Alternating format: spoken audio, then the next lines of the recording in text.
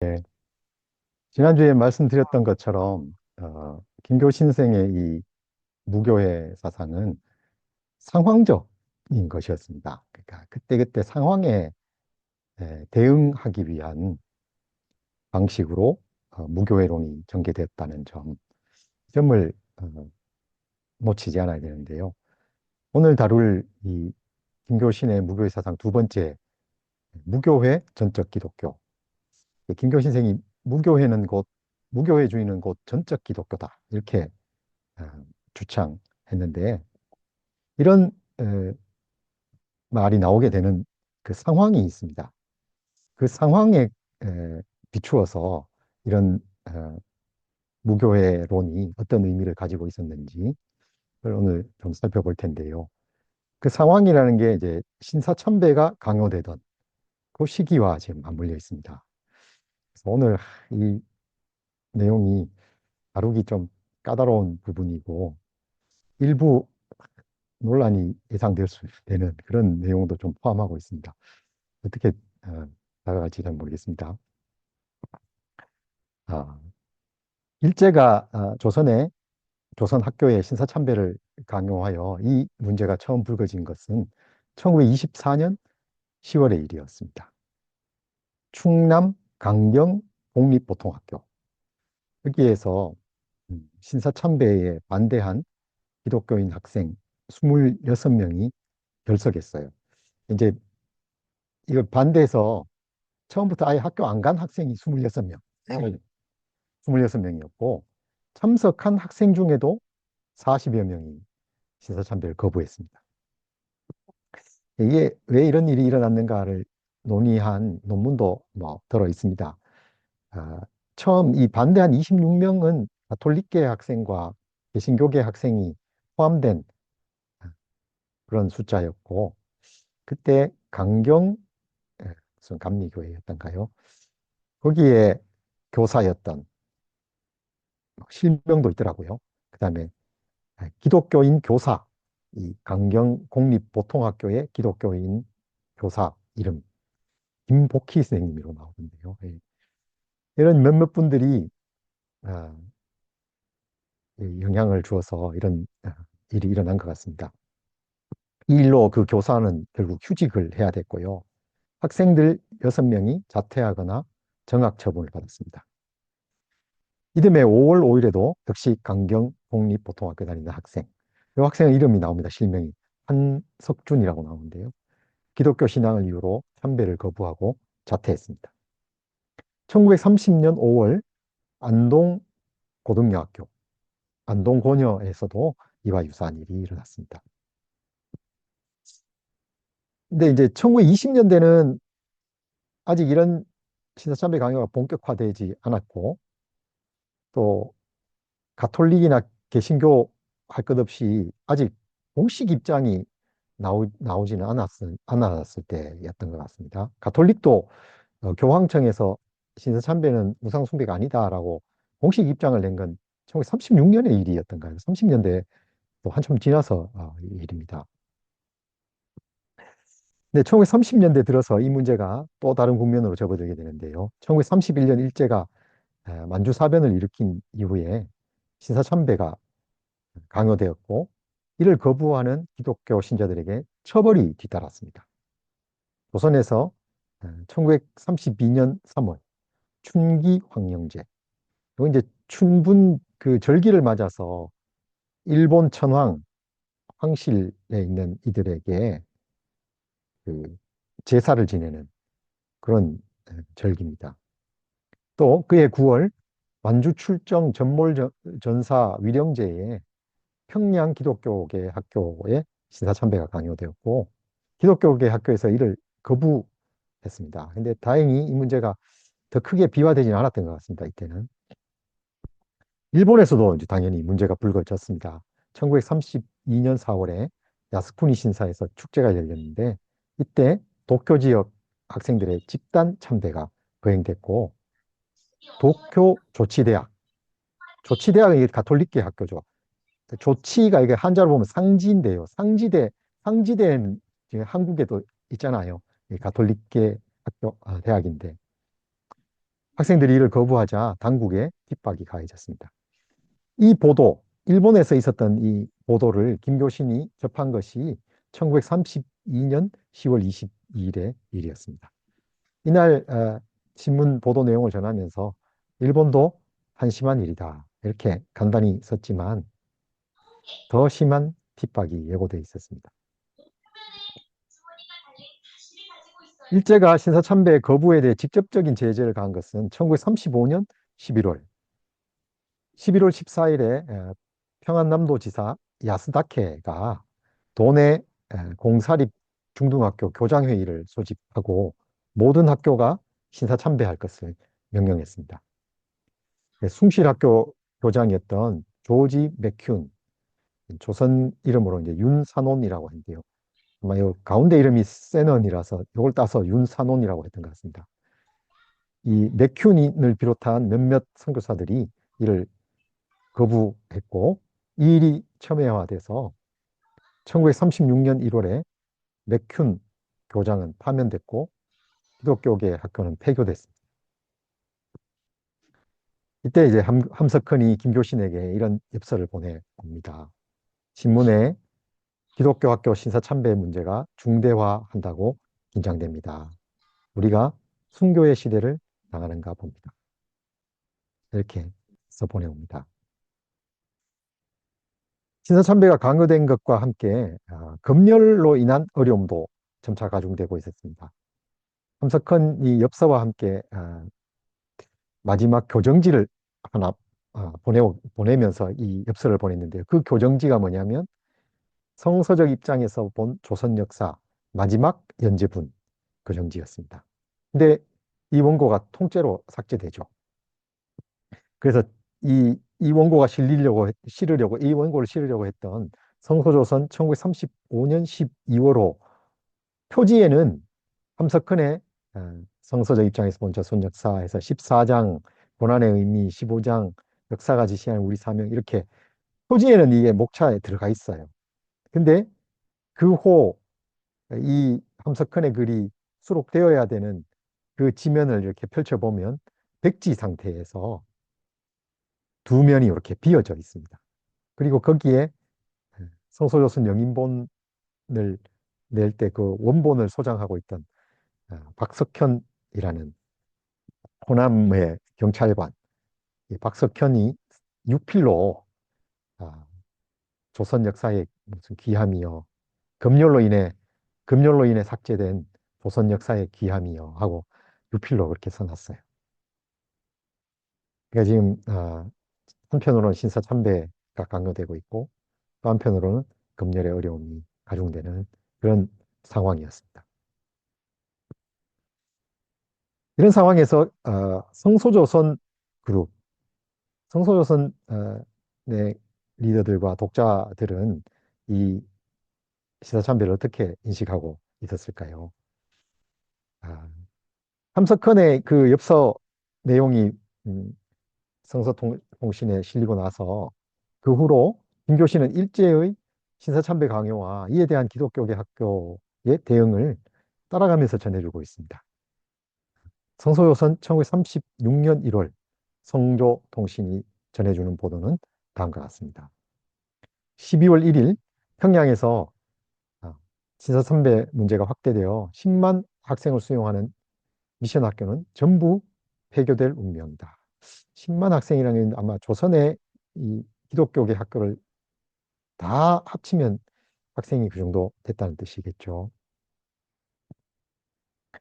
평양 모 전문학교에 대하여 신사참배를 하지 않더라도 교내에서 행하라라는 학무국 전보가 있어서 기행렬과 경의를 표하기로 되었다.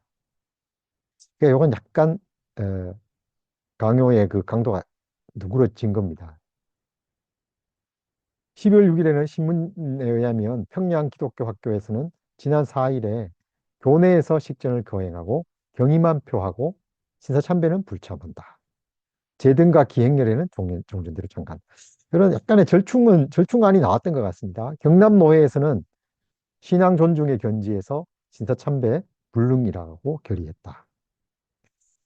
이 경남노회의 주기철 목사가 이때 있었던 것 같습니다. 나중에 이제 신사참배를 거부해서 이 일경에 붙잡혀가고 뭐 옥고를 치르고 하는 그때는 이제 평양에 가 있었죠.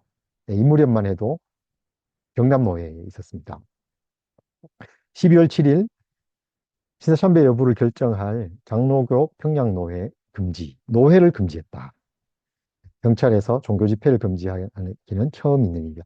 그러니까 김교 신생이 이제 이 당시에 있었던 신사참배 강요와 기독교계 학교의 그 동향에 대해서 지금 관심이 많았던 거죠. 그래서 따라가면서 이걸 전합니다. 김교신과 성서조선 독자들은 신사참배 문제를 어떻게 받아들였을까요? 1935년 말, 그러니까 이런 일이 있기 바로 직후죠. 동계 성서 강습회. 이제 전국의 성서조선 독자들이 모이는 집회 아닙니까? 여기에 이 자리에서 이 문제가 공론화됐습니다. 1935년 12월 30일 동계 성서 강습회 첫날 저녁에 이제 사람들이 속속 모여들고 자리에서 이제 조금 자유로운 분위기에서 이 문제가 이제 올라온 겁니다. 일종의 간담회죠. 이날의 일을 유달령 선생이 제4회 동계 성서 강습회에서라는 글에서 이렇게 써놓고 있습니다. 유달령 선생은 이 필치가 상당히 문학적입니다. 그리고 이 글을 단순한 보고용으로 쓴 게 아니고 원래 여기에 이 동계 성서 강습회에 참여하고 싶어 했는데 지금 폐결핵이 걸려서 친구 한 사람이 지금 참석을 못한 친구가 있었어요. 신근철이라는 인데요. 그 친구에게 참석하지 못하는 친구에게 어, 동계 성서 강습회 이런 일이 있었소 하고 이걸 꼼꼼히 기록한 겁니다. 거기에서 이렇게 쓰고 있습니다. 연기와 티끌이 가득한 서쪽 하늘에 녹슨 초승달이 떨고 있어. 밤에는 성조사에 모여 흉금을 헤치고 각자가 평소에 의심하던 바를 토론하였소. 주로 우상숭배, 제사, 신사참배에 관한 문제였소. 우상의 구분에 들어가서는 확연한 구별을 정하기는 어려우나 결국은 신도 각자의 신앙에 의한 양심에 비추어 판단할 것이라고 믿소. 절과 숭배와는 저절로 구별이 설 줄 알며 조선에서 늘 문제가 되어 오던 제사는 서양 사람들이 생각하던 것과 같이 보고 싶지는 않소. 이는 우상숭배라기보다 자기를 사랑하던 부모, 조부모의 기일을 기념하는 형식이라 생각하오. 그러나 내 이 형식이 좋다고 고집하는 것은 단연코 아니오. 또 권력이 우리의 믿음을 시험할 때는 우리에게는 오직 순교가 있을 따름이오. 이날 토론에서 제사와 우상 숭배, 신사참배 등이 주제에 올랐던 것 같습니다. 참석자들은 우상 숭배, 제사 문제 이런 걸 비교적 유연하게 접근하고 있었던 것 같습니다. 우상 숭배 문제는 결국 성도 각자의 양심에 따라 판단하는 문제다. 또 제사는 어, 부모, 조부모의 기를 기념하는 것이니 꼭 우상 숭배로 볼 일은 아니다. 그런 거죠.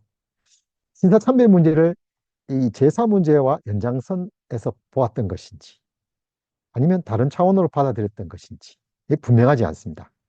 앞에는 신사참배 관한 문제에 써있는데 신사참배에 대해서는 구체적으로 써놓고 있지 않아요. 아마 이거 검열을 의식해서 이 부분을 못 쓴 것 같습니다. 근데 이후로도 조선 무교회가 신사참배 문제를 조직적으로 대응하진 않았습니다. 그런 문제로 받아들이고 있지는 않았던 것 같습니다. 이날 대화는 자유로운 의견 교환이었을 뿐 어느 한쪽으로 입장을 정리하려는 것은 아니었습니다. 이후에도 무교회가 신사참배 문제에 대해 조직적, 공개적인 입장을 드러낸 적이 없습니다. 마지막 문장에 권력이 우리의 믿음을 시험할 때는 우리에게는 오직 순교가 있을 따름이. 이 말에서 이날 분위기가 대단히 엄숙하고 진지했다는 걸 짐작할 수 있습니다. 이 논의가 있고 바로 그 다음 호에 수록된 글이 선후 관계는 그러니까 사실은 뒤바뀌죠. 왜냐하면 36년 1월호에 이 글이 실리려면 12월 중순에는 편집이 다 끝나야 되거든요. 그러니까 이 글을 쓴 게 먼저고 토론이 된 건 그 뒤의 일이라고 봐야 됩니다.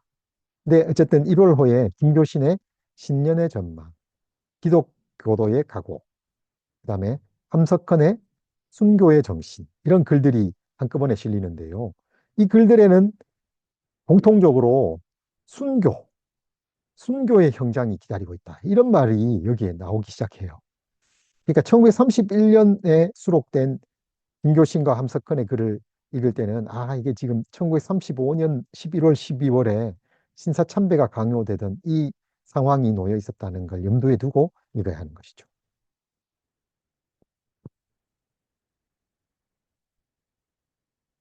먼저 함석헌의 글을 살펴볼 텐데요. 신사참배가 강요되는 상황에서 조선의 무교회는 독자적인 무교회론을 정립해야 했습니다. 이 일에 먼저 나선 이가 함석헌이었습니다. 함석헌은 1936년 초 순교의 정신, 아까 얘기했던 그 글이죠. 그 다음에 바로 다음 달에 무교의 신앙과 조선. 이 무교의 신앙과 조선이라는 이 글은 아까 얘기했던 그 동계 성서 강습회에 에서 마지막 그 공개 모임에서 함석헌 선생이 강연했던 내용을 옮긴 글입니다. 그 다음에 무교회. 무교회는 또 바로 그 다음 달인데 두 번에 걸쳐서 나누어 실었습니다. 그 앞에 무교회 신앙과 조선은 강연록이었기 때문에 조금 덜 이론적이라면 무교회 이 글은 더 이론적인 또 분량도 훨씬 더 많은 그런 글입니다. 제목에서도 조금 드러나듯이 무교회 신앙과 조선은 이런 상황에서 조선의 사명이 무엇인가 여기에 조금 더 초점이 있는 글이고요. 무교회는 무교회의 역사와 사상 그걸 조금 더 이론적으로 체계화하려는 그런 노력이 들어간 글입니다. 이 글들은 하나의 흐름으로 이어져 있습니다. 지금 조선에 밀어닥친 상황은 종교개혁 이후 국가와 종교 사이에 설정된 질서가 다시 혼돈에 처하게 된 것이므로 다시 프로테스트해야 한다. 이것이 함석헌의 인식이었습니다.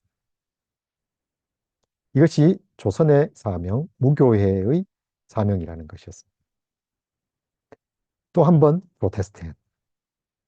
순교의 정신이 신사참배 강요에 대한 즉각적인 반응이었다면 무교회 신앙과 조선은 이런 상황에서 조선 무교회의 상황을 논한 것이었고 무교회는 무교회의 이론을 정립하고자 하는 시도 이렇게 세 글을 하나의 묶음으로 이렇게 볼 필요가 있습니다.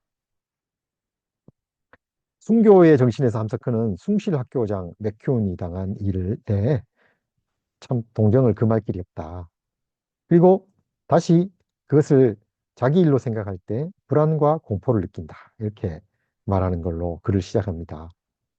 함석헌은 이제 역시 문명사가답게 이 일을 세계사적 사건으로 조망하고 있어요. 맥큐니 복음 전도의 사명으로 조선에 온 것은 아, 실제로는 자기는 어쨌든 사명에 이끌려서 왔다고 할 수 있겠지만 또 그건 맞는 말이긴 한데 실상은 만몬의 배를 타고 온 것이었다.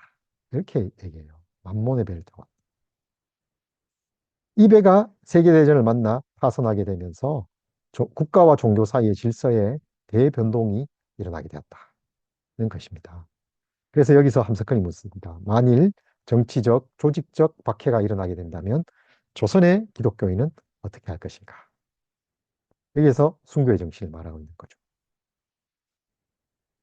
한 구절 보겠습니다. 그러므로 우리는 이때 순교의 정신으로서 스스로 굳세지는 것밖에 길이 없다.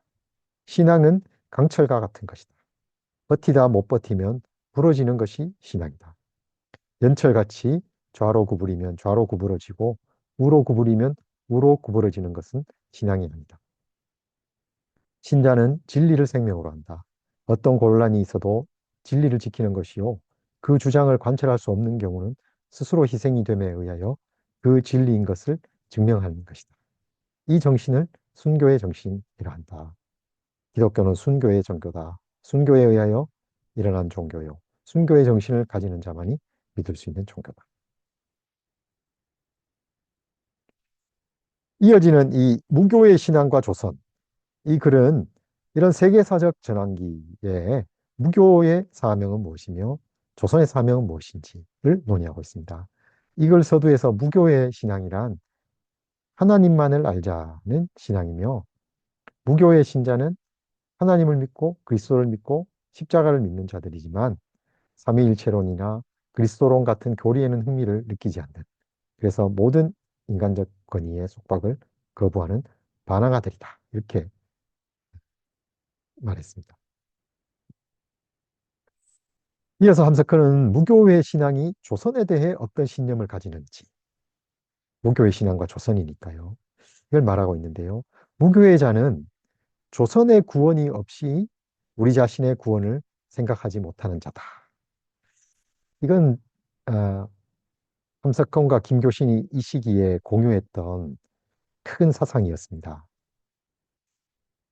김교신의 글에도 1935년 10월이죠. 그 성소조선 간행 취지라는 글에 보면 그 이 성소조선을 양정학교 전람회에 출품하면서 거기에 쓴 글인데요. 거기에서 양정학교 개교 30주년을 혼자 새벽에 박물실에서 거행하면서 로마서, 로마서를 읽으면서 내가 조선의 구원을 생각하면서 눈물이 나서 더 이상 읽을 수가 없었다. 이런 내용을 쓰고 있죠. 조선의 구원과 자신의 구원을 일체화한 이 사상은 김교신의 성소조선 창간사부터 함석헌의 성서적 입장에서 본 조선 역사, 그리고 이 시기에 김교신과 함석헌의 무교회론 등 성소조선 전체에 흐르고 있는 큰 사상입니다. 함석헌은 이 사상에 기대어 지금 조선에 닥친 이 박해의 시대에 조선의 사명을 말하는 것으로 나가고 있습니다. 이 조선의 사명은 조선 역사, 성서적 입장에서 본 조선 역사, 마지막 연재본에서 지금 말하려고 했는데 그것이 삭제돼서 발표되지 못했잖아요. 그 발표되지 못한 그 부분을 그 다음 달에, 그 다음 다음 달이군요. 무교의 신앙과 조선, 이 글에서 다시 한번 쓰고 있는 겁니다. 함석헌의 조선 역사는 해방 후 노평구생이 간행한 무교의 잡지 성서연구에 1946년 11월 창간 후부터 1950년 2월 21호까지 재수록됐어요. 그래서 그 재수록된 내용을 보면 성소조선에 실으려고 했으나 실지 못해 삭제된 그 내용을 확인할 수 있습니다. 재수록된 마지막 연재본의 문장과 무교의 신앙과 조선의 문장이 상당 부분 겹쳐요. 목소리가 겹칩니다. 그 겹치는 내용의 핵심은 조선이 세계의 불의를 진다는 사상입니다. 한번 보시죠. 이건 성서연구 1950년 2월 노평구생이 편집하던 거기에 재수록된 마지막 대목입니다. 우리의 사명은 여기 있다. 이 불의의 짐을 원망도 않고 회피도 없이 용감하게 진실하게 지는 데 있다. 이는 막연하게 감상적으로 하는 말이 아니요, 억지의 곡해도 아니요, 역사가 지시하는 것이다. 그것을 짐으로써 세계의 불의죠. 그러니까 세계의 불의를 조선이 진다. 그것을 짐으로써 우리 자신을 구하고 세계를 구해야 한다. 불의의 결과는 그를 지는 자 없이는 없어지지 않는다. 세계를 위하여 이것을 져야 한다. 우리가 이것을 자진하여 택한 것이 아니다. 섭리가 이를 우리에게 지었다.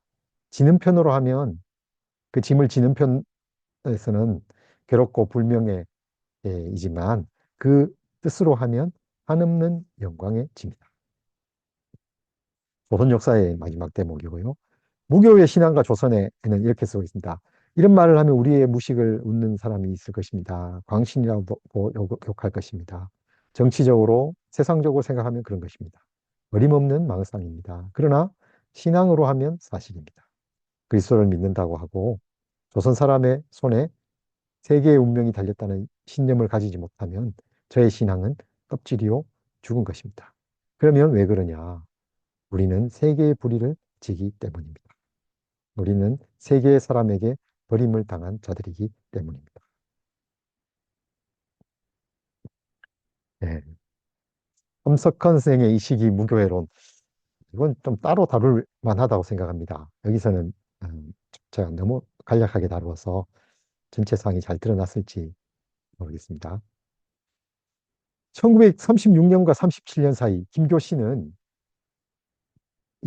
조선과 일본의 무교회가 이전과 다른 상황에 처해 있음을 알았습니다. 김교신은 당시 조선과 일본의 무교회가 처한 상황에 적극적으로 개입하면서 무교회론을 재정립하고자 했습니다. 신사참배가 강요되는 상황에서 김교신은 무교회가 맞서 싸워야 할 대상을 새롭게 설정해야 했습니다. 이 무렵에 김교신은 나의 무교회, 나의 기독교 이런 글을 발표하는데요. 여기서 무교회를 비판하는 이들에 맞서 대담한 주장을 해요. 조선에서는 무교회가 성공할 수 없으니 우리 교회에 와서 협력하라고 충고하던 이들이 있었습니다. 이들을 향해서 김교신은 나는 우치무라가 아니고 영웅도 아니지만 그래도 나는 나라는 걸 인식해야 한다. 이렇게 말하고 있습니다. 그러면서 무교회를 향한 두 가지 오해를 바로잡고자 합니다. 하나는 우치무라가 무교회를 가르친 줄 아는 것은 잘못이다는 것입니다. 자신이 우치무라에게 배운 것은 무교회주의가 아니라 성서였고 복음이었다는 것입니다. 또 하나, 기성교회를 공격하는 것이 무교회주의의 사명이라고 오해하는 이들이 있지만 나의 무교회는 그렇지 않다는 것입니다. 나의 기독교에 드러난 목소리도 비슷합니다. 자신은 예수 믿는 사람이지 결코 무교회를 신봉하는 자가 아니다고 하면서 교회에만 구원이 있다고 고집하는 이들을 향해서 교회 밖에도 구원이 있다고 프로테스트할 뿐이다. 이렇게 말했어요. 교회가 옳은 길을 벗어난 것을 보고 바른 기독교를 말하려다 보니 무교회라는 말을 사용하는 것이지 무교회 자체는 교회와 마찬가지로 아무런 생명도 없고 애착할 것이 없다는 것이었습니다. 김교신이 이 나의 무교회, 나의 기독교 이 두 글을 발표하니까 김교신을 비판하고 나선 이가 있었는데요. 최태용 목사였습니다. 지난주에 우리가 최태용 목사에 대해서 잠깐 얘기했지 않습니까? 최태용은 김교신보다 앞서 우치무라 간조에게 배운 이로 김교신도 그를 무교의 선배로 예우했었는데 그가 35살에 늦깎이 신학도가 됩니다. 그래서 어딘가요? 메이지 가쿠인 신학부였나요? 뭐 어디 신학교를 다녀요. 그리고 목사가 돼서 돌아온 게 몇 년도인가요? 1932년 무렵이었나요? 돌아왔습니다. 그리고는 복음교회라는 교단을 설립해서 교단의 감독이 됩니다. 그는 우치무라에게서 무교회를 배운 것이 아니라 성서를 배웠다는 이 김교신의 말을 그건 영리한 말이지만 오해에 기인한 것이고 오만한 태도이고 무교회주의에 대한 괴이한 반성이다. 이렇게 비판했어요. 최태용은 무교회주의는 교회와의 대립 항쟁에만 그 존재 의의가 있다고 주장했습니다. 이렇게 나오자 김교신도 아주 거칠게 대응하죠. 대립 항쟁의 대상, 우리의 입장을 건드리지 마라. 이 글이 발표된 것이 두 글이 같은 호에 발표됐는데요. 1936년 11월에 발표된 글입니다. 여기에서 최태용의 비판에 답했는데요. 핵심은 무교회주의가 교회와 맞서 싸우는 것을 목적으로 하는 소극적인 신앙이 아니라는 것이었습니다. 무교회주의의 본령은 소극적으로 대립 항쟁함에 있지 않고 적극적으로 진리를 전명하며 복음에 생활하는 데 있다. 때로 항쟁이 없지 못하나 이는 진리가 현현하며 생명이 성장하는 길에 장애물을 봉착할 때의 일시적 불가피의 현상이다. 무교회라고 해서 기독교회만이 그 항쟁의 대상이 아니다. 무교회자는 개념에 사는 학자가 아니요 현실 세계에 생활하는 산 사람인 고로 그 시대 그 사회의 현실에 자간하여 싸운다. 이건 이제 김교신이 당시 조선의 음, 불어닥친 여러 상황들을 맥락에 두고 또 좀 더 좁게는 무교회를 비판하는 이들에 대한 대응으로 지금 무교회는 이런 것이다 라고 지금 얘기하고 있는 것이고요. 그것과 조금 다른 맥락에서 그러나 연결되는 건데요. 일본 무교회의 상황에 개입해서 무교회론을 전개하기도 해요. 그건 누구보다 앞에 조선에서 일어난 이 비판, 논쟁보다 한 반년 후의 일입니다. 그 무렵 일본 무교회 잡지 성서 강의의 주필이었던 야마모토 다이지로가 김교신에게 조선의 무교회에 대해 글을 좀 써달라고 이렇게 요청을 해왔어요. 김교신 한두 번 고사했는데 그듭 이제 요청을 하니까 이 요청을 받아들여서 발표한 글이 조선의 무교회라는 글이었습니다. 이게 성서 강의 1937년 4월과 5월에 두 번에 걸쳐서 나누어 수록됐습니다. 전반부, 처음 발표됐던 전반부는 우리가 지난주에 다뤘던 우치무라 간조 논쟁에서 쓴 글, 우치무라 간조론의 답하여라는 글이죠. 그 글을, 그 글의 상당 부분을 그대로 인용하고, 그 다음에 그게 어떤 맥락에서 쓰여진 거다라는 그런 이제 코멘트가 덧붙여진 그런 글이었습니다. 그게 전반부를 이루고 있었고요. 중요한 것은 후반부입니다. 후반부는 우치무라 사후에 그저 무교회만 외치고 있는 일본 무교회를 향해 쓴 것이었습니다. 그래서 이 글 후반부에 김교신은 일본 무교회를 향해 차라리 무교회 간판을 철거해라 이렇게 일갈을 해요. 그러니까 김교신이 이제 에, 기회가 있을 때마다 이제 도쿄에 가면 거기서 일본 무교회 집회에 참여합니다. 츠카모토의 집회도 참여했다는 기록이 있고요. 그다음에 야나이하라 다다오가 에, 도쿄 도쿄 제대 학생들을 모아서 하던 집회도 참석한 일이 있습니다. 근데 가서 보니 그 일본 무교회 신도들이 나와서 이제 돌아가면 쭉 이제 강화 같은 걸 이제 무교회 집회에서는 누가 한 사람이 하는 게 아니고 이렇게 여러 사람들이 이렇게 나누어서 하지 않습니까? 근데 그 얘기를 들어보니 전부 우리 무교회만 얘기하더라는 것이죠.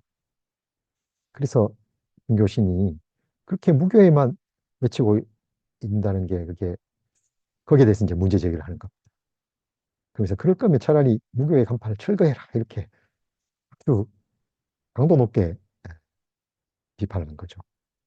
그래서 그걸 글을 본 일본 무교회자들 몇 분이 야마모토 타이지로를 포함해서 그다음에 뭐 조선에서 있다가 도쿄로 간 사토 도쿠지라는 또 다른 일본 무교회자, 음, 불교 철학을 전공했던 분인데요. 이분이 김교신의 이 글에 대해서 찬동의 뜻을 표하죠. 예, 상당한 반향이 있었던 것 같습니다. 김교신의 글이 성서 강의에 실린 것은 1937년 5월의 일이었고 그달 성서조선에도 같은 취지의 글을 발표했는데요. 무교회 간판 철거의 제의라는 글이 그것입니다. 이 글에서 김교신은 무교회가 교회와의 대립 항쟁에 그 존립 이유가 있다고 말하는 이들을 비판하면서 무교회주의는 곧 전적 기독교다.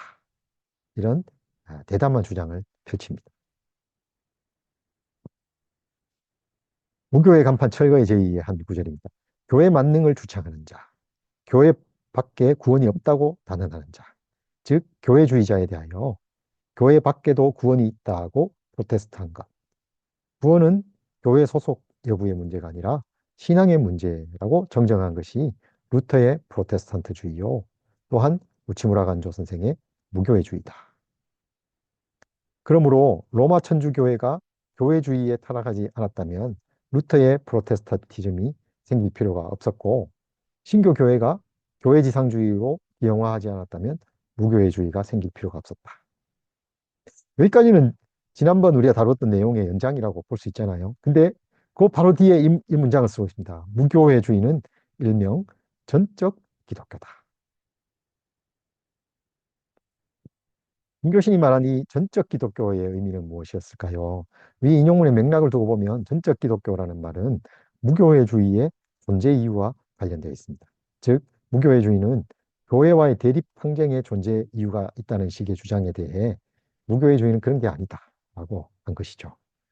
루터의 프로테스탄티즘이 가톨릭 교회의 타락 때문에 생겨난 것처럼 우치무라의 무교회주의도 교회가 교회지상주의로 기형화했기 때문에 생겨났다는 것입니다.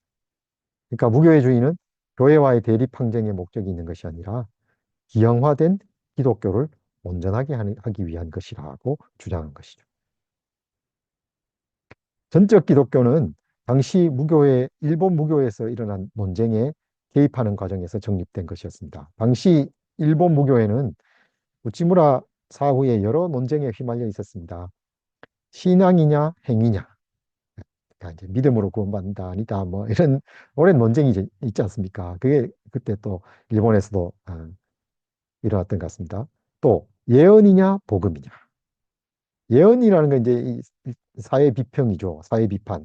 당시 일본 군국주의로 달려가는 일본에 대해서 어떤 비판의 목소리를 낼 수 있느냐의 문제고, 그걸로부터 그거는 에, 무교회가 할 일이 아니다. 우리는 그냥 복음에 충실하겠다. 이렇게 얘기하는 이들이 있었어요. 이걸 두고 노선의 분화가 진행되고 있었고, 상대 비전론이냐, 절대 비전론이냐, 이걸 두고도 논쟁이 일어나고 있었습니다. 김교신이 보기에 이런 논쟁은 기독교의 핵심을 벗어난 것이었고, 그 시대의 긴급한 상황에서 보더라도 적절하지 않은 것이었습니다. 절대 비전론, 상대 비전론, 뭐 거기에 절대 상대라는 것도 머리카락 하나의 차이일 뿐, 당시 상황에서 비전론을 말한다는 것은 그리스도를 위해 미움받는 자라는 점에서 모두 귀한 존재들이다. 이렇게 말하고 있습니다. 그러니까 김교신이 일본 무교회를 향해 무교회 간판을 철거하라고 한 것은 무교회를 부정한 것이 아니라 무교회가 맞서 싸울 대상을 분명히 하라는 촉구였습니다. 김교신이 보기에 이런 상황에서 구원이 교회 밖에 있느냐 안에 있느냐 하는 논쟁도 한가한 것이었습니다. 순교의 시대가 목전에 와 있는데 구원이 교회 안에 있느니 밖에 있느니 할 때가 아니라는 것이죠. 이 무렵에 한 교역자가 조선의 교역자입니다. 편지를 보내와서 교회 밖에도 구원이 있다 하는 말은 당연하다. 이분이 그래도 열려 있었던 것 같아요. 교회 밖에도 구원이 있다는 말은 당연하지만 그래도 교회 안에도 구원이 있으니 교회를 지나치게 비판하지 말아달라. 이렇게 했어요. 그 편지를 받고 김교신은 교회 밖에도 구원이 있다고는 말을 당연하게 여기는 이들이라면 우리는 교회 문제로 논쟁할 필요를 느끼지 않는다. 그러면서 이렇게 쓰고 있습니다. 1937년 7월 1일의 일인데요. 교회 외에 구원이 없다고 함은 로마 가톨릭 교회의 황금률이다. 이 말을 사용하는 자는 모두 가톨릭파요, 거짓말하는 자요, 가증한 자요, 멸망을 면치 못할 자이다. 도전자 없을진데 우리는 기독교도끼리 싸우기를 원치 않는다. 오직 무슨 의도로든지 교회 외에 구원이 없다고 떠드는 무리를 향하여서는 우리 무교회자로서 화살 한 대를 날리지 않을 수 없다. 단 근래의 세태가 날로 변전하여 태평 시절과 같이 내부적 분쟁을 일삼을 수 없는 정세를 느낌이 절실하다. 이런 내부적 분쟁을 하고 있을 때가 아니라는 얘기죠. 1937년 7월 1일이면 지금 중일 전쟁을 일주일 앞두고 있을 때입니다. 불과 며칠이면 이제 중일 전쟁이 터지는 상황에서 김교신은 지금 무교회가 어떤 시대에 처해 있는지를 아주 예민하게 지금 감지하고 있었던 것이죠. 김교신은 교파 근성에 사로잡힌 이들을 비판하면서도 시대가 달라져 싸움의 대상도 달라졌음을 감지하고 있었습니다. 일제 파시즘의 압력이 가중되는 상황에서 교회 아니니 바뀌니 하는 내부적 분쟁에 매달릴 때가 아님을 알았습니다. 무교의 적은 기독교 교회 안에만 있지 않았습니다. 가이사의 것을 가이사에게, 하나님의 것을 하나님에게 돌리는 것마저 지금 거부당하는 상황에서 무교회는 전장을 옮겨서 모든 진리의 적을 향해 새롭게 선전포고해야 했습니다. 무교회는 무교회 안에서 다툴 것도 아니고 교회를 대상으로 싸울 것도 아니며 모든 진리의 적을 향해 순교를 각오하고 싸워야 한다. 이것이 이 무렵 김교신의 인식이었습니다. 무교회 간판 철거의 제의의 또 다른 구절인데요. 무교회가 대립 항쟁하는 대상이 하나 있다. 그는 무릇 진리를 거스리는 자를 향하여 선전포고하는 일이니 그 대상자는 시대와 장소를 따라 변한다. 오늘날 우리 기독교도 앞에 진리를 거역하는 역할을 메고 대립한 자는 심히 강대한 괴물이다. 여호와를 경배하면서 가이사의 것은 가이사에게 주되 하나님의 것은 하나님 아버지께만 바치고자 하는 무리. 현재 무교회자와 또 일부 어, 기독교인이죠. 우리는 모두 교회 안에 있거나 밖에 있거나 힘을 다하여 싸워야 할 시대를 당했다. 순교의 피를 뿌려야만 진리의 종교를 판별하게 된 세태이다. 이런 세대 인고로 구원이 교회 안에 있다 밖에 있다 하는 논쟁에는 우리는 흥미를 잃었다. 그리스도를 위하여 박해를 감당하는 자, 그대의 무덤을 우리가 예비하고자 하니와 또한 우리 시체가 보이거든 그대가 찾아간다. 네.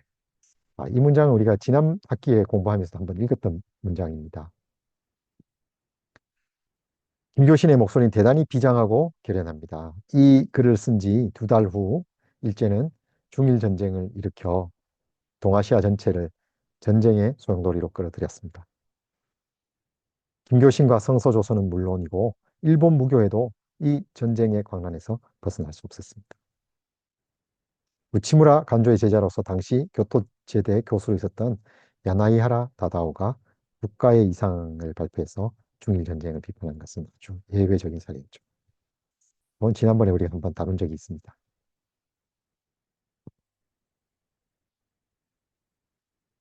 신사참배의 문제로 다시 돌아가서요.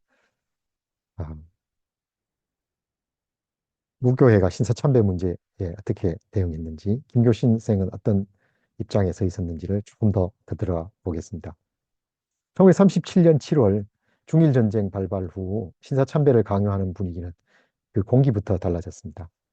조선 각급 학교에 신사참배가 강요되었고 1937년 9월 6일 애국일, 매달 6일이 애국일이었어요. 그때마다 이제 일종의 국민 의례를 하는 거죠. 그러면 이제 학교마다 뭐 행사를 하고 또 곳곳에 세워져 있던 신사에 가서 참배를 하고 이렇게 해야 했습니다. 그걸 하지 않았다는 이유로 광주 수피아 여학교와 숭일학교, 목포의 정명여학교, 영흥학교 폐교됐고요. 전주 신흥학교와 기전여학교는 자진 폐교했습니다. 김교신이 재직했던 양정학교는 기독교계 학교가 아니었으니까요.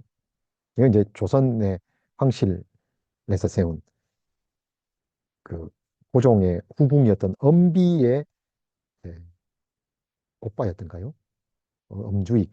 이분이 이제 교장을 맡고 있었죠. 이 무렵에는 이제 작고해서 2대 교장이 있던 때였는데요. 아무튼 기독교계 학교가 아니었으니 국가 행사 때마다 조선신궁, 노기신사 등에 가서 참배했습니다.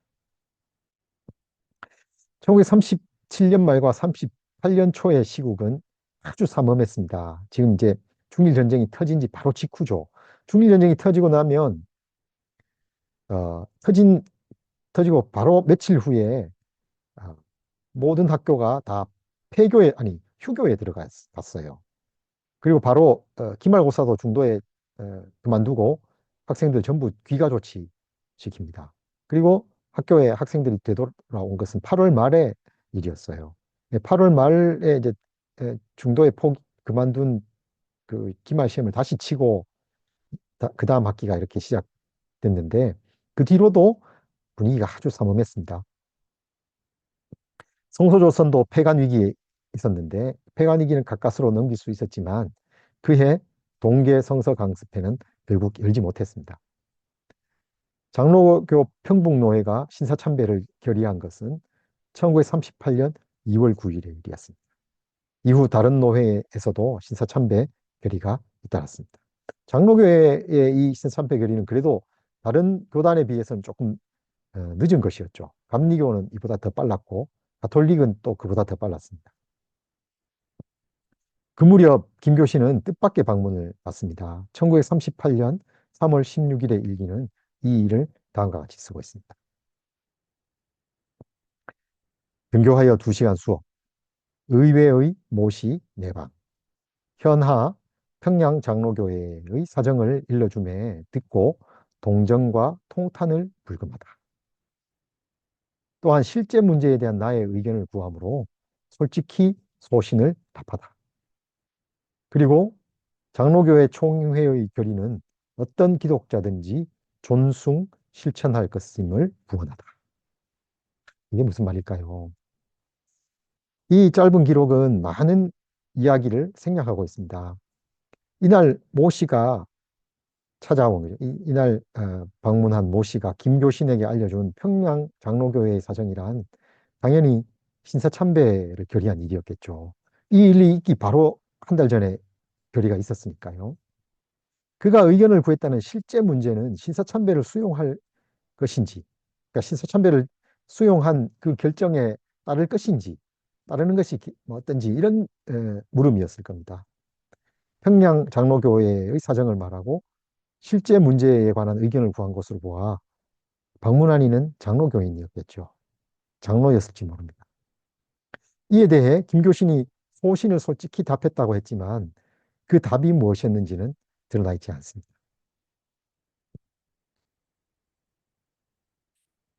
이 이야기를 한번 재구성해 봤는데요. 이건 약간의 가상입니다. 이렇게 대화가 오가지 않았을까? 김교신의 그 무렵의 앞뒤 다른 글들, 그 다음에 성소자선의 다른 글들을 좀 종합해 볼 때 어떤 정도의 얘기가 아니었을까 하는 걸 재구성해 본 겁니다.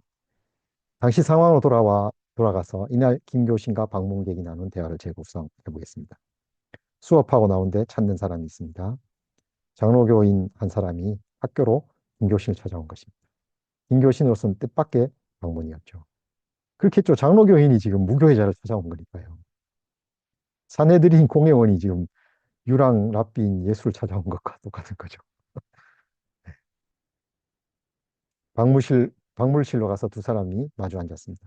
간단한 인사를 주고 받은 후 방문자가 어렵게 말을 꺼냅니다. 김 선생, 장로교 총회 소식을 혹시 들었소? 그가 꺼낸 이야기는 평북노회의 신사참배 결의에 관한 이야기였습니다. 신사참배가 종교가 아니고 국가의식이라니. 지금까지 신사참배가 우상숭배라며 거부해온 것을 완전히 뒤집은 결정 아니요. 그의 목소리가 높아졌습니다. 듣고 있던 김교신도 괴로움을 금할 수 없었습니다. 조선과 조선 기독교의 운명을 생각하고 깊이 탄식했습니다. 방문자가 다시 묻습니다. 선생은 장로교 총회의 결정에 대해 어떻게 생각하시오? 총회가 신사참배를 결의했으니 신사참배를 해도 아무런 문제가 없을까요? 대답하기 참 어려운 질문 아닙니까? 무거운 침묵이 흐르고 김교신이 대답합니다. 형제님, 아니면 뭐 장로님 이 정도 되겠죠. 신사참배의 자리를 피할 수 있으면 피하십시오. 신사참배 자리에 가더라도 감시의 눈을 피할 수 있다면 고개를 숙이지 않는 것도 방법입니다. 이 모든 일을 지혜롭게 하십시오. 하지만 감시의 눈이 있어 피할 수 없다면 고개를 숙이더라도 그것 자체가 우상 숭배가 되는 것은 아닙니다. 전쟁에서 죽은 자는 신이 아니고 아무것도 아닙니다. 피할 수 없어 고개를 숙여야 한다면 아버지의 나라가 속히 오게 해달라고 기도하십시오. 단 국가의식에 참여하는 일이 아니고서는 신사에 가서 신도의 종교의식을 행하는 것은 금해야 합니다. 당신은 장로교인이니 총회의 결의를 존중하고 따르는 것이 마땅한 일일 것입니다. 이런 정도의 대화가 오고 간 게 아닐까요? 이 대화는 김교신이 다른 곳에서 했던 말과 행동에 비추어 가상적으로 재구성해 본 것입니다. 여기에 여러 논란이 있을 수 있습니다. 신사에 가서 고개를 숙이는 행위가 우상 숭배인지 여부에 대해서는 당시 신학자들, 선교사들 사이에도 논란이 있었습니다. 당시 총독부는 신사참배는 국가의례일 뿐이라고 했으나 국가의례로서의 신사참배와 종교로서의 신도가 구분되는 것은 아니었겠죠. 이게 어디서 어디까지는 뭐 종교고 어디서는 국가이시다 이렇게 딱 나눠지는 수 있는 성격은 아니었을 겁니다. 또 김교신이 신사참배를 하지 않았다는 증언, 또 궁성요배, 이제 신사에 가지 않고 저쪽을 동쪽을 보면서 전부 이렇게 고개 숙이는 그죠. 궁성요배 때 어, 고개를 숙이지 않았다는 지인들의 증언이 있습니다. 이 증언을 어디까지, 그러니까 이 증언에 근거해서 김교신이 전적으로 신사참배를 하지 않았다고 말할 수 있을지, 그건 크게 말하기는 쉽지 않은 것 같습니다. 모든 경우에 하지 않았을 수 있었을까, 그 당시에. 1940년까지 김교신이 양정학교 교사로 있었잖아요. 그러면 신사참배 강요가 아주 극심해진 1937년부터 하더라도 3년간의 그 긴 기간이 있는데 그 일관되게 이렇게 할 수 있었을지. 그러나 또 김교신은 모험주의자도 아니었고 고지식한 원칙주의자도 아니었습니다. 그러니까 김교신 선생이 마음으로는 이걸 반대했다 하더라도 거부했다 하더라도 학생들에게 신사참배하지 않아야 돼 이렇게 얘기했을 가능성은 없습니다. 그건 학생들을 위험으로 몰아넣는 일 아니겠습니까? 또 성서조선 독자들에게도 그렇게 말하지 않았어요. 식민주의자들의 칼을 받아 유익하게 쓸 줄 아는 지혜와 용기가 있어야 한다고 했습니다. 이건 어, 저기 흥남 질소비료 공장에 있을 때 그 젊은이들이 찾아왔을 때 했던 얘기죠. 또 신앙은 개인의 양심에 속한 일이라고 했습니다. 이것은 뭐 무교의 신앙의 핵심에 속하는 일이죠. 신사의 고개를 숙이는 행위가 우상 숭배인지 아닌지는 개인의 양심에 비추어 판가름이 될 수 있다고 여겼습니다. 제사 문제를 그렇게 받아들였다면 신사 참배 문제도 이렇게 받아들였을 가능성이 있습니다. 장로교인에게 장로교 총회 결의에 따르라고 한 것을 교회주의에 대한 승인으로 받아들일 일은 아닙니다. 이걸 이런 식으로 비판하는 이도 있더라고요. 근데 그렇게 볼 일은 아니라고 봅니다. 질문한 이의 입장에서 지혜롭게 행할 방법을 말해준 것입니다. 이렇게 여러 논란이 있음에도 불구하고 이 두 사람의 대화를 위해서처럼 재구성해 본 것은 신사참배 문제를 이들이 공유한 그 시대의 고통으로 이야기하기 위함입니다. 신사참배를 기억하는 것은 무엇보다도 그 고통의 자리에 함께 서는 일이어야 한다고 생각됩니다. 예. 여기서 조금 더 나가 보겠는데요. 신사참배를 어떻게 기억할 것인가. 자, 한국 기독교가 신사참배 문제로 고통을 겪은 지 100년이 다 돼가지만 이 문제는 여전히 아물지 않은 함부로 남아 있습니다. 신사참배 문제에 관한 담론은 신사참배를 했느냐 하지 않았느냐의 이분법 위에 놓여 있습니다. 당시 상황 자체가 양자택일을 강요한 것이었기 때문에 이런 이분법이 작동되는 것을 피하기 어렵습니다. 하지만 오늘에 와서 신사참배를 어떻게 기억할 것인가는 또 다른 문제입니다.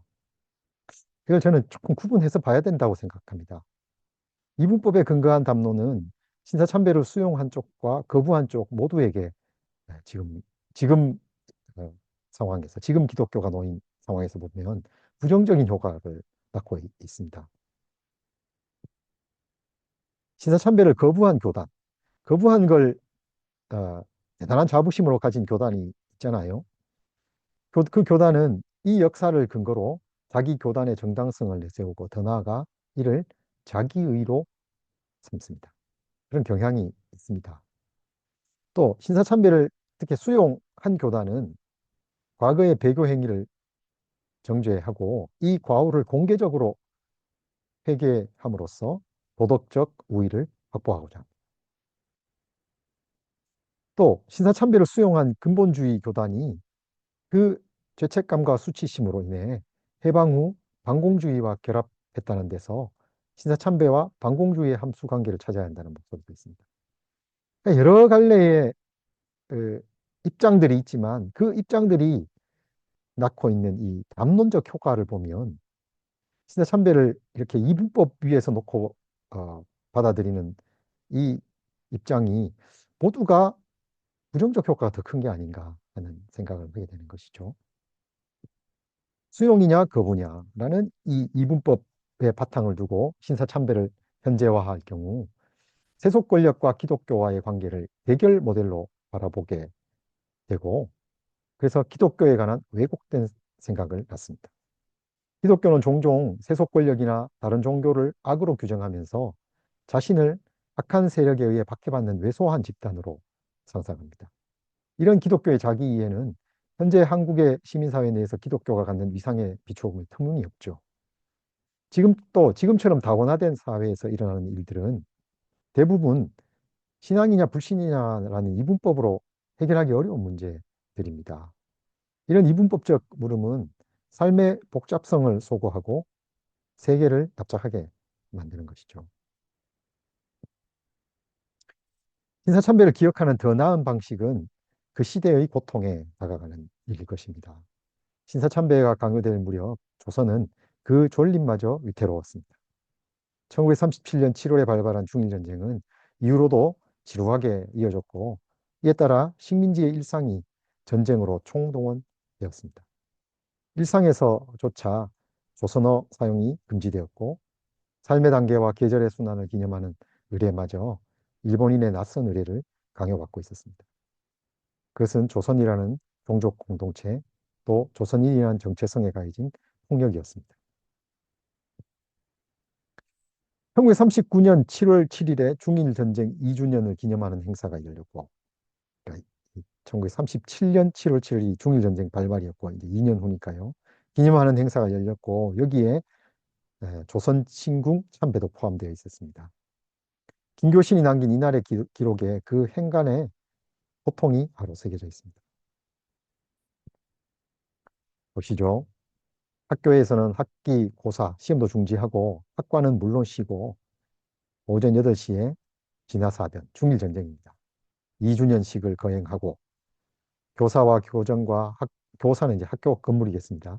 교정과 학교 근린을 청소하고 출정군 유족에게 위문품을 진정하고 정오에 1분간 묵도하고 오후 1시에 조선신궁에 참배함으로써 학교로서의 오늘 일반 행사를 마치다.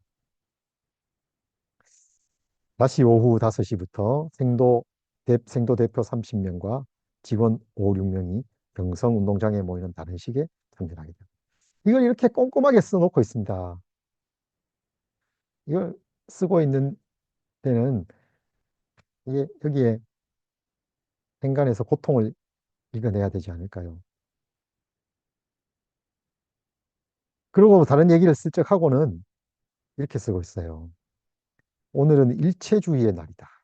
일체, 이게 채소채자인데요. 채가 이게 지금 오타가 났군요. 일체, 채소, 하나의 채소 하나만 먹는 날이다. 이 지금 워낙 전쟁이 지금 오래 지속돼서 이걸 강제한 게 아닌가.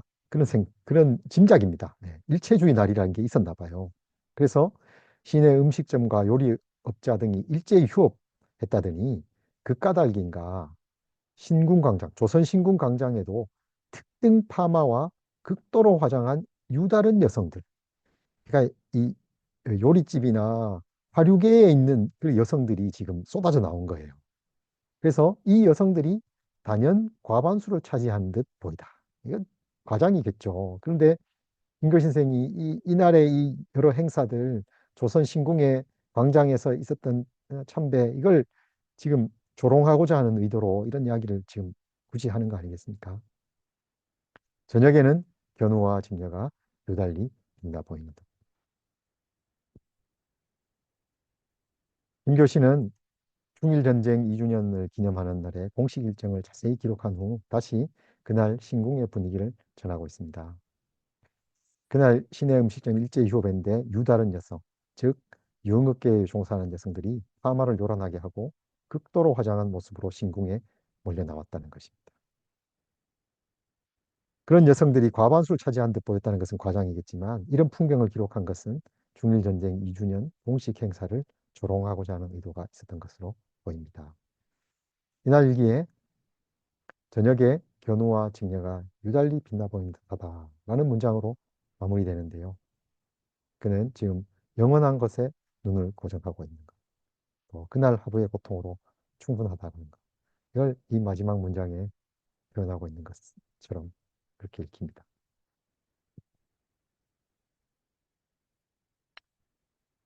마무리입니다. 열매 맺는 삶을 위하여인데요. 김교신이 성서 연구회에서 골로새서 강의를 시작한 것은 1939년 1월의 일입니다. 1939년 1월, 이것도 기억해야 될 아, 시점인데요. 바로 1939년 1월호 성서조선에 한국신민서사를 게재하면서 성서조선이 발행됐다는 것이죠. 근데 바로 그달에 김교신이 골로새서 강의를 시작합니다. 골로새서 첫 강의에서 김교신은 실한 인생에 대해 말했습니다. 이게 그냥 실하다, 뭐는 실하다 이런 말 들어 하잖아요. 그 실한 인생입니다. 열매 실자를 이렇게 썼어요. 실한 인생. 열매 맺는 삶인 거죠. 골로새서의 발신자 바울은 자신을 하나님의 뜻으로 말미암아 그리스도 예수의 사도된 자라고 밝혔는데 이 구절에서 김교신은 바울의 진실함을 봤습니다. 만약 바울이 어느 교파의 권위에 의해 또는 상황의 필요에 따라 스스로 나서서 사도가 됐다면 그는 헛된 인간임을 면치 못했을 것이지만 하나님의 힘에 자아가 굴복하여 사도가 되었기에 실한 인간이 될 수 있었다는 것입니다. 이어지는 이제 골로새서의 수신자는 성도들, 곧 그리스도 안에서 신실한 형제들 이렇게 되어 있는데요. 이것이 이 구절을 풀이하면서 성도의 자격은 신실함에 있다고 했습니다.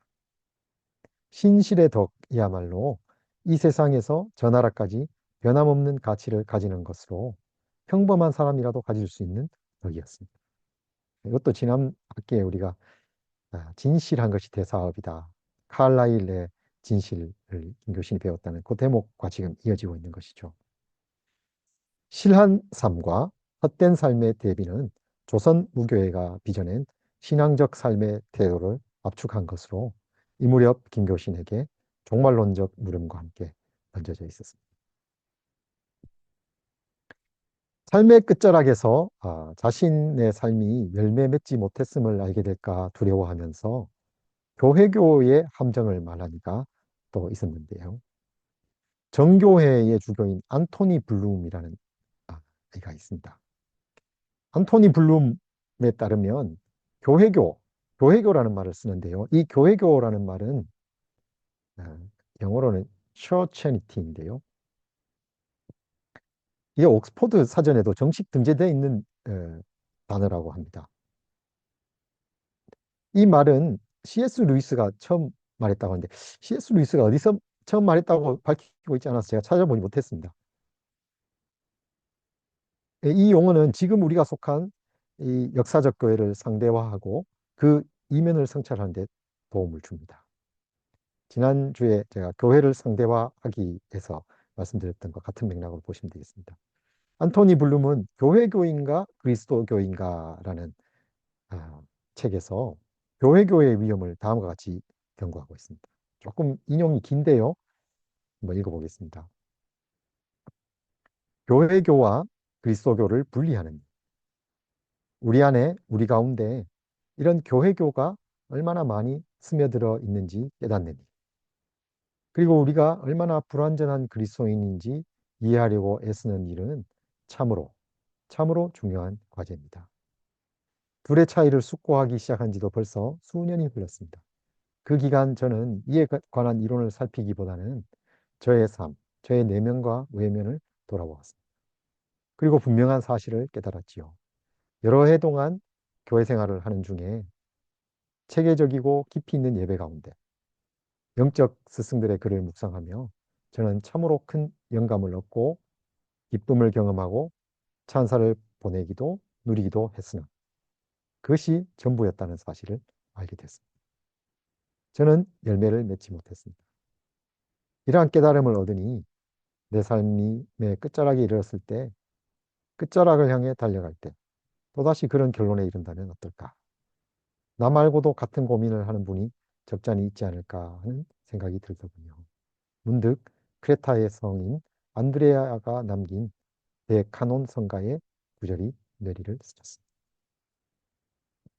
헛되어라 예언자의 외침이여, 덧없어라 손에 든 복음이여, 열매 없는 계시의 말씀이여, 메마른 빈 껍데기 여기선 나로다. 안토니 블룸의 성찰을 따라 지금 한국 기독교의 종교적 삶의 형태를 교회교라고 생각해 봅시다. 그가 말한 고뇌, 즉 생의 마지막에 이르렀을 때 열매 맺지 못함을 깨닫게 되지 않을까 염려하지 않을 사람은 없을 것입니다. 교회의 함정에 빠지는 것이 그저 습관적으로 교회를 오가는 사람만의 문제가 아닙니다.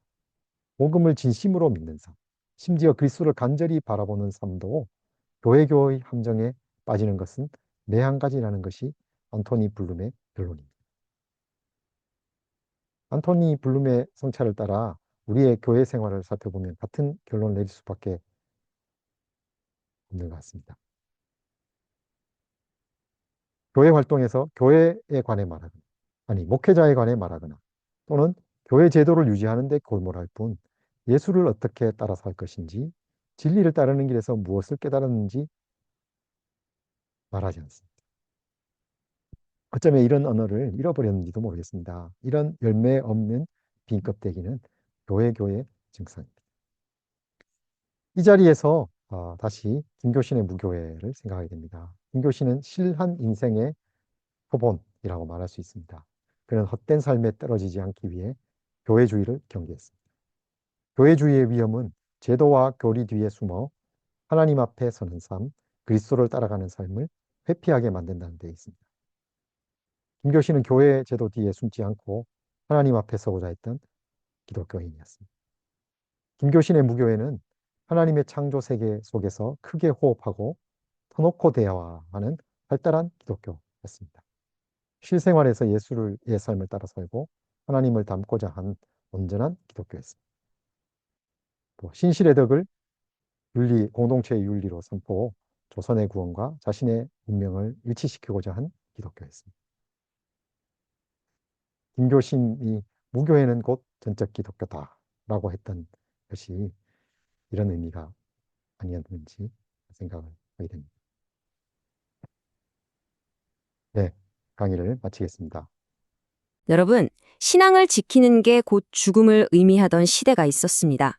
오늘은 김교신이라는 한 인물을 통해서 일제강점기 신사참배 강요라는 정말 거대한 시련 앞에서 당시 조선의 기독교가 어떤 처절한 고뇌를 했는지 그 속으로 깊이 한번 들어가 보겠습니다. 자, 이 문장 한번 보세요. 우리가 순교의 시대를 당하는가 봅니다. 1935년 함석헌이 김교신에게 보낸 엽서에 딱 이렇게 적혀 있었다고 해요. 이 짧은 한 문장에 그 시대 기독교인들이 마주했던 현실의 무게가 정말 고스란히 담겨 있죠.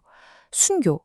이게 그냥 어떤 비유적인 표현이 아니었어요. 말 그대로 신앙을 지키려면 정말 죽음을 각오해야 하는 그런 생사의 기로에 놓인 시대가 오고 있다는 아주 서늘한 예고였습니다. 상황은 정말 빠르게 그리고 아주 나쁘게 돌아갔습니다.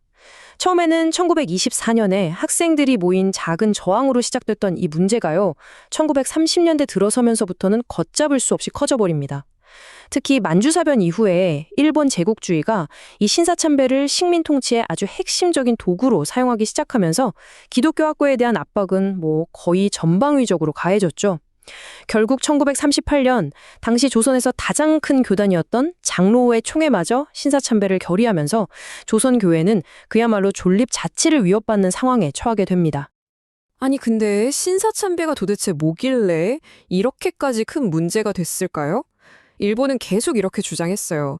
이건 종교의식이 아니다. 그냥 국가에 대한 충성을 표현하는 국가 의례일 뿐이다.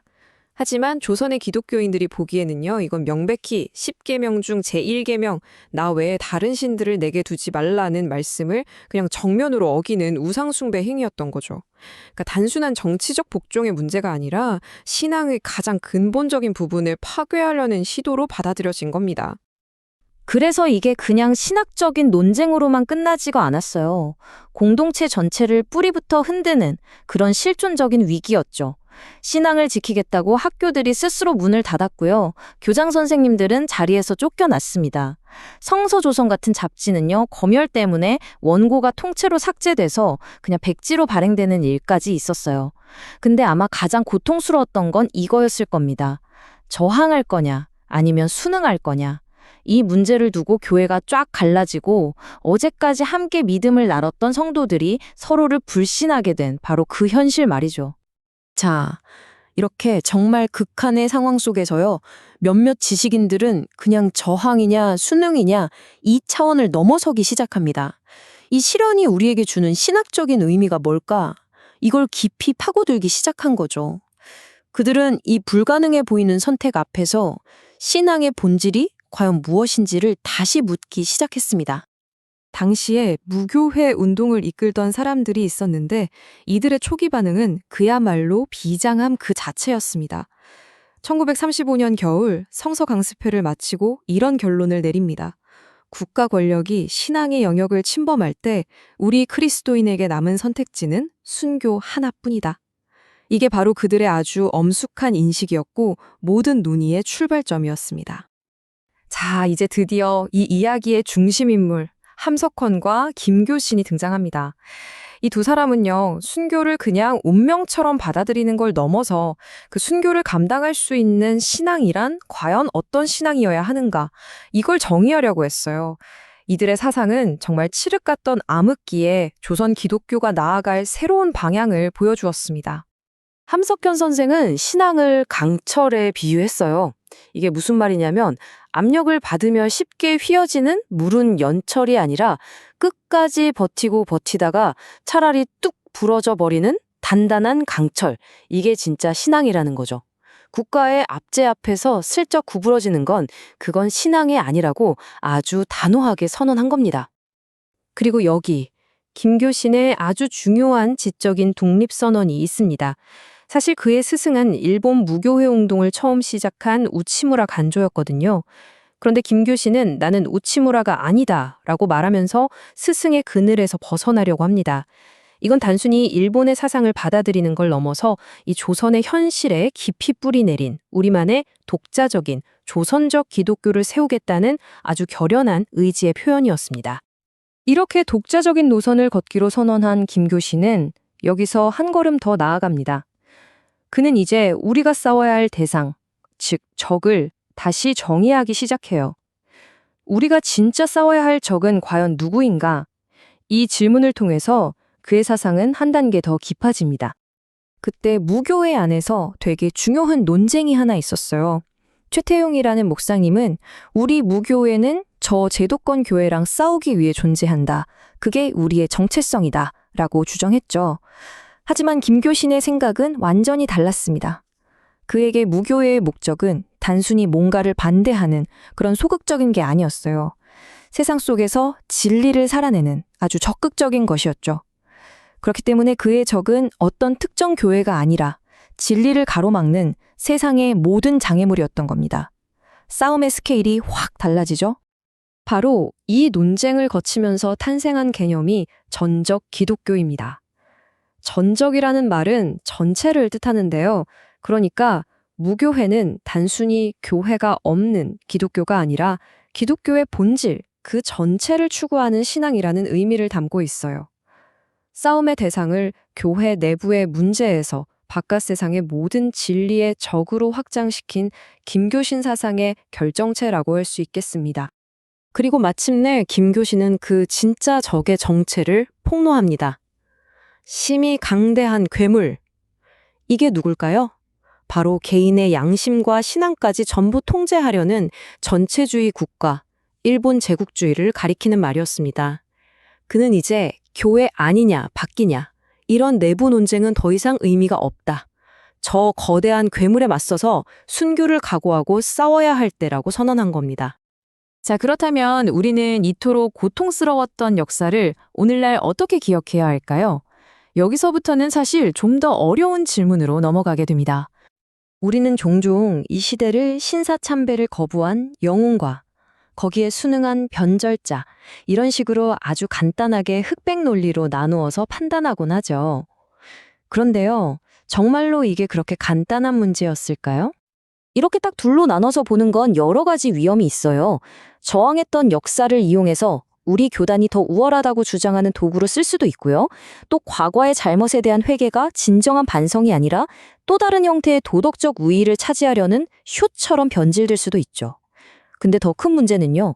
기독교의 본질을 세상과의 뜻없는 대결 구도로만 보게 만들어서 신앙이 가진 훨씬 더 풍부한 의미들을 놓치게 만든다는 겁니다.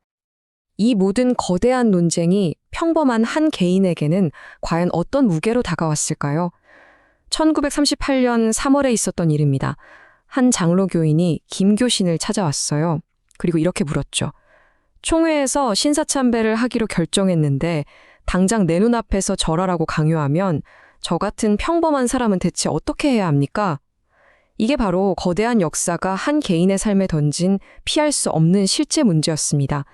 이 일화 하나만 봐도 이 문제가 얼마나 무겁고 인간적인 고뇌였는지를 생생하게 느낄 수 있죠. 그렇다면 이 모든 고뇌와 투쟁의 끝에서 우리는 과연 무엇을 발견할 수 있을까요? 이 역사적인 투쟁은 시대를 뛰어넘어서 우리에게 신앙의 열매란 과연 무엇인가 하는 아주 근본적인 질문을 던지고 있습니다. 20세기의 유명한 신학자 안토니 블룸은 이런 고백을 남겼습니다. 평생 올바른 교리를 믿고 예배도 열심히 참석하고 온갖 영적인 활동을 다 했는데 막상 삶의 마지막에 서서 돌아보니 아무런 열매도 맺지 못한 메마른 빈 껍데기일 수 있다는 두려움. 김교신 역시 교회라는 껍데기 뒤에 숨어서 진짜 하나님을 대면하지 못하는 삶을 가장 경계했습니다. 금교신의 그 치열했던 투쟁은 오늘을 사는 우리에게 마지막 질문을 던집니다. 거부와 순응, 그 불가능해 보이는 선택의 갈림길에서 한 인간의 삶을 진정으로 의미 있게 만드는 신앙의 열매란 과연 무엇일까요? 이 질문에 대한 답은 어쩌면 역사가 아니라 바로 지금 이 이야기를 듣고 있는 여러분 각자의 몫일지도 모르겠습니다.